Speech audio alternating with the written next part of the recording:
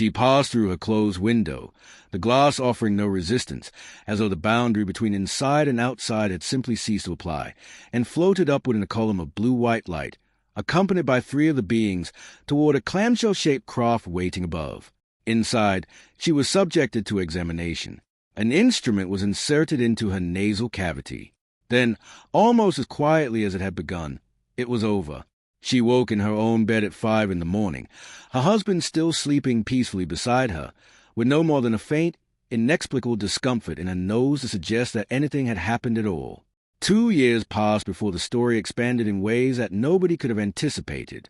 In 1991, Linda reached out to UFO researcher Bud Hopkins with an X-ray of her nasal cavity.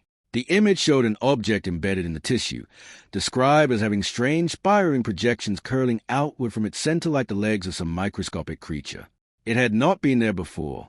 Shortly after she reported it, she claimed to have been taken again, and when she visited a specialist, the object was gone, leaving behind only a conspicuous ridge of thickened cartilage where it had once been lodged. The specialist confirmed it. The specialist confirmed its absence. There was nothing more to say medically. But the story had barely begun. Also in 1991, Hopkins received a letter from a police officer. The man described an experience from November 1989. He and his partner had been sitting in their vehicle beneath the FDR Drive overpass when they witnessed something they had spent 2 years struggling to rationalize away. A woman rising through the air. Strange beings. A craft. Blue light. They had watched, frozen, unable to help, unable to explain. One of them had subsequently suffered a nervous breakdown. Both had spent nights parked beneath Linda's building, drawn back compulsively to the sight of something they could not process. Hopkins instructed Linda not to seek these men out, hoping to keep their accounts uncontaminated. But they found her anyway, appearing at her door, desperate for answers, revealing their names as Richard and Dan. A subsequent letter changed the entire dimension of the case.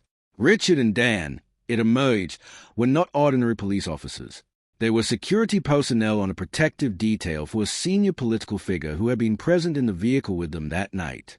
The political figure, who signed the letter using only the enigmatic designation M, had witnessed everything alongside them. UFO researchers came to believe this individual was Javier Pérez de Cuellar, then Secretary General of the United Nations. The implications were staggering. The most powerful diplomatic office on Earth, potentially bearing witness to contact between humanity and something not of this world, and saying nothing, filing no report, carrying the knowledge quietly and privately into history. The case accumulated witnesses the way a great storm accumulates clouds. 23 people eventually went on the public record, ranging from friends and relatives to complete strangers who had been outdoors or awake at that hour with a view of the relevant corner of the Manhattan skyline. 3 of them worked at the nearby offices of a New York Post. One was an investigative reporter. The skeptics raised legitimate questions.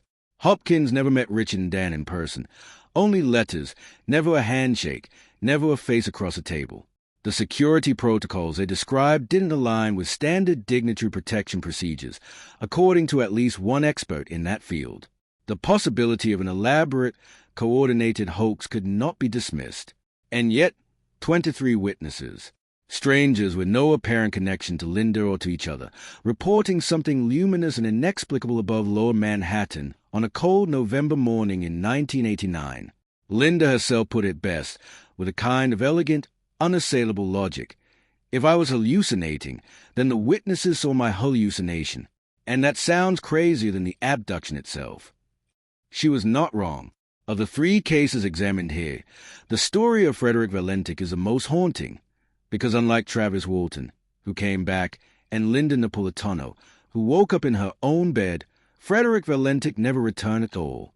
He was 20 years old in the evening of October 21st, 1978, a young pilot with ambition, a love of flying, and a thick scrapbook of UFO clippings he carried with him wherever he went, filled with newspaper stories and magazine articles about sightings and encounters.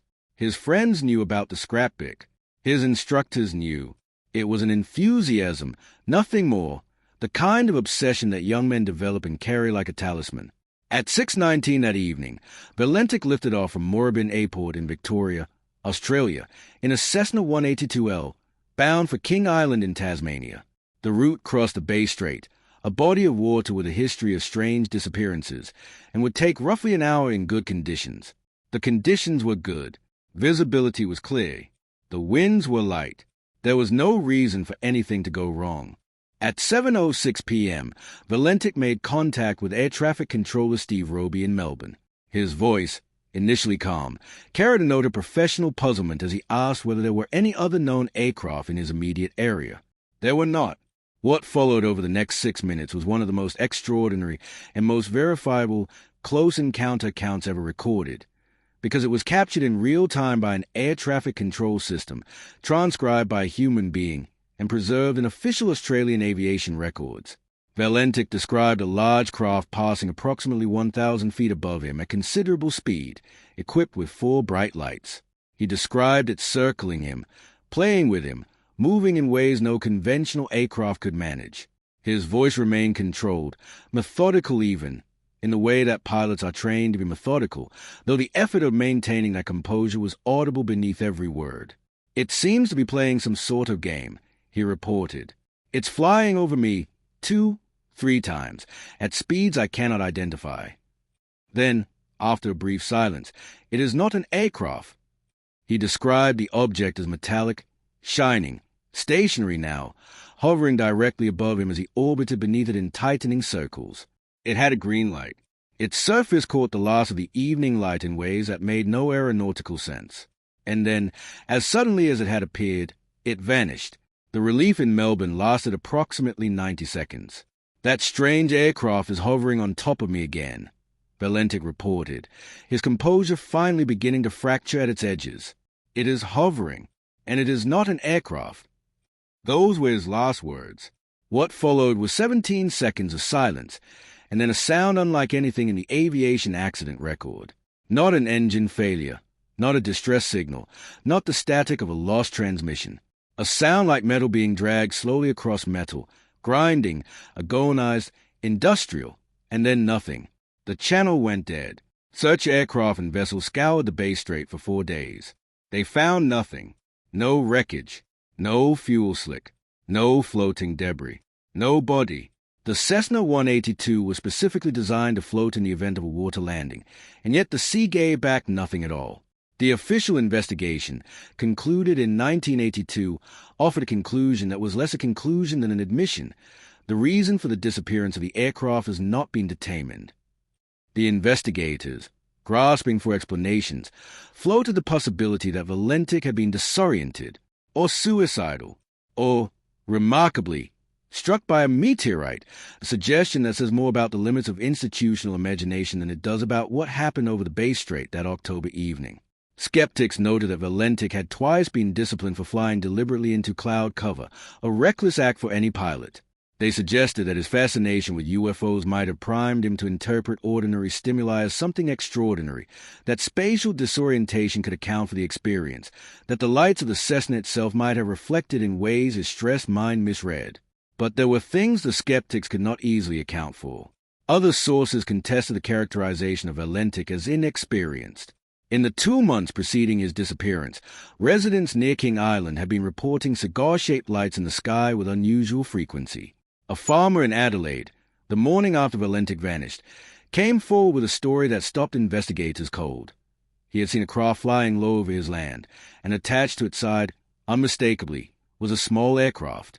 And then there was a photograph, taken off Cape Otway 20 minutes before Valentich's final transmission, by a photographer who had no idea what he was capturing. The image showed the coastline and the darkening sky above it, and in that sky, something that did not belong.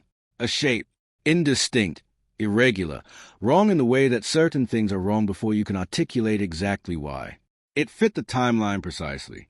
Frederick Valentich took off from Moorabbin Airport on a clear evening with a scrapbook full of other people's mysteries tucked beside him, and became one himself. The Bass Strait kept its secret. The sky kept its silence. And somewhere in the pages of Australian aviation history, sandwiched between routine incident reports and weather summaries, is a transcript of a young man's voice describing something he could not name, growing less certain with every transmission, until the grinding sound came and the frequency went quiet. He has not been seen again. 3 cases. 3 encounters with something at the boundary of known experience. One man struck down in a forest and returned 5 days later, shaken and changed. One woman lifted through glass into the night sky above a sleeping city, watched by dozens of eyes that no one expected to be open. One pilot who flew into the dark and sent back 6 minutes of testimony before the silence swallowed him whole. None of it is proof. Not in the scientific sense, not the kind that can be replicated in a laboratory or submitted for peer review. Polygraphs are imperfect instruments. Witnesses are fallible. Memory is a story we tell ourselves about experience, and stories can be wrong. But the questions these cases leave behind are not easily dismissed. They accumulate, layer by layer, like sediment at the bottom of a very deep sea. Why did 6 men pass psychiatric evaluation and polygraph testing without a single confession? What was the object in Linda Napolitano's X-ray, and where did it go? What made that sound in the final 17 seconds of Frederick Valentich's transmission? Perhaps one day we will have answers, tools precise enough, evidence clear enough, courage institutional enough to look at these questions without flinching and say what they mean. Until then, the forest outside Heber keeps growing toward where the light once was. The corner of Lower Manhattan looks ordinary by daylight and extraordinary by none. And somewhere above the Bass Strait, on clear evenings when the stars come out early and the water is calm, people sometimes look up without quite knowing why.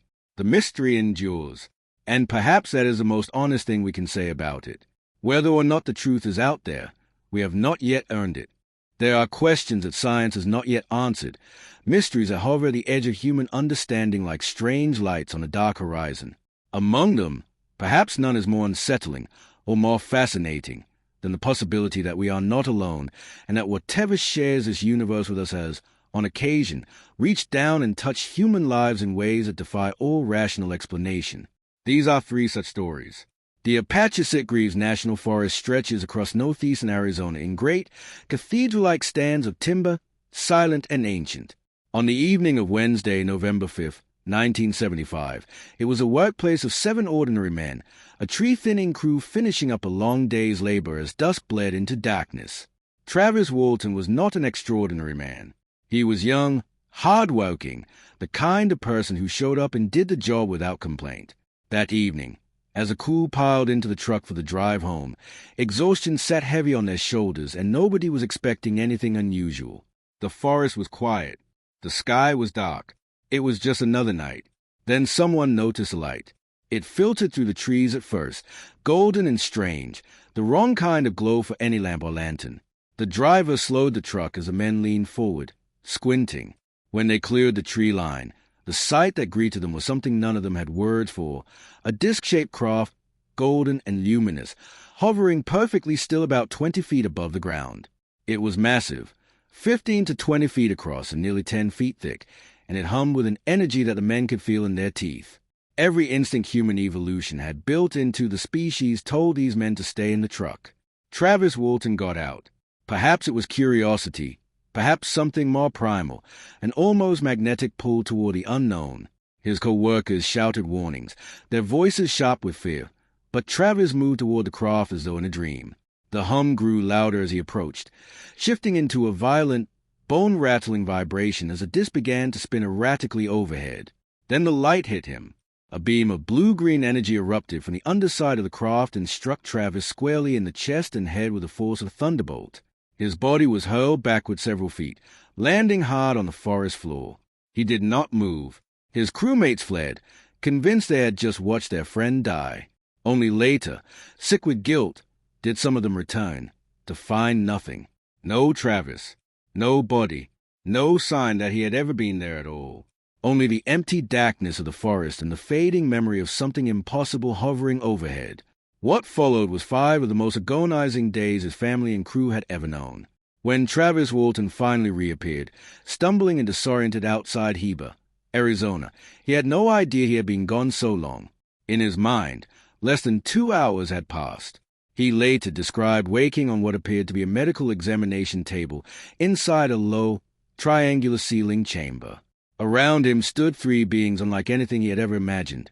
Small, no taller than 5 feet, with enormous brown eyes set in pale, oversized heads, their slight bodies wrapped in soft orange-brown overalls. They regarded him with an unnerving, clinical calm. Travis did not extend the same courtesy. He attacked them. The creatures retreated, and Travis, driven by pure adrenaline and terror, began to explore. He moved through corridors and chambers until he encountered someone startlingly different, a tall, powerfully built human-looking man in a sleek helmet who escorted him without a word through a vast hangar containing other craft, into a room where 3 more figures waited. 2 men and a woman, all achingly handsome, dressed in velvet blue uniforms, with flawless skin unmarked by any scar or blemish. They looked as though they had been sculpted rather than born. They said nothing. They guided him gently onto a table, placed a mask over his face, and the world went dark. The next thing Travis knew, he was lying on the ground beneath an open sky, watching a silver disk accelerate silently upward until it vanished among the stars. During his disappearance, his crewmates underwent psychiatric evaluations and polygraph examinations. None of them broke. None of them confessed to fabricating anything. The tests came back either as passing or inconclusive. 6 men with no apparent motive maintaining a consistent, terrifying story across days of intense scrutiny. Years later, researchers examining the forest near the incident site made a peculiar discovery. The trees closest to where the craft had hovered were growing at 36 times their historical rate, and only on the side facing the direction from which the craft had appeared. Whatever had visited that forest had left its mark on the living wood, a slow, silent testament written in rings of accelerated growth. Travis has told his story for nearly 50 years. He has passed some polygraph tests and failed others. He has faced skeptics and believers in equal measure. But he has never wavered, never elaborated, never contradicted himself in the ways that fabricated stories tend to unravel over time. Whether the truth lies in the stars or somewhere closer to Earth, the forest outside Heber, Arizona, is still growing, and it is growing in a direction that suggests something visited it once, long ago, and left in a hurry. New York City does not sleep. At any hour, on any given night, thousands of eyes are open across the borough of Manhattan, insomniacs staring at ceilings, night shift workers catching a breath of cold air, police officers parked in the shadows beneath overpasses. It is, in theory, the worst possible place to abduct someone without being seen.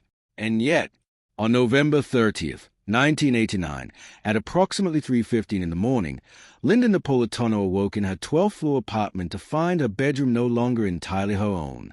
Small figures stood at the periphery of her vision, and a pressure in the air, heavy, electric, inexplicable, had settled over the room. Her husband lay beside her, deep in a sleep she could not rouse him from, as though the air itself had made a decision that he would not be a witness tonight. The beings communicated with her in a language that had no sound, only sensation, something that pressed meaning directly into the mind without the intermediate step of words. Be calm. Be still. Whether she obeyed out of trust or shock, she could not afterward say. What happened next would have seemed impossible anywhere. In Manhattan, at 3 in the morning, it happened in full view of the street below. Linda Napolitano rose into the air.